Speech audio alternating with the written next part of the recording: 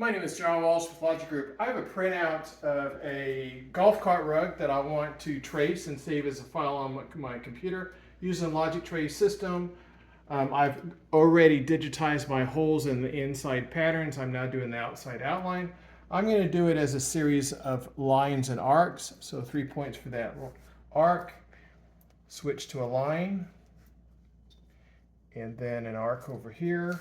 And I'm just going to go all the way around the pattern doing lines and arcs. I'm going to get a great outline, and then I can save that as a file on my computer. Back to a line. With the Logic Trace system, it makes it very easy to trace any pattern and save it as a file on my computer. The other thing is, my software, I can do everything as arcs. My software will automatically convert arcs to lines if need be. So I'm just going to come around here, do all of these as arcs. Now I'm going to switch back to a line. Do this part here. I got a couple more arcs here. I am almost finished all the way around the pattern. Let's do another line. Got a few more arcs. A few more arcs.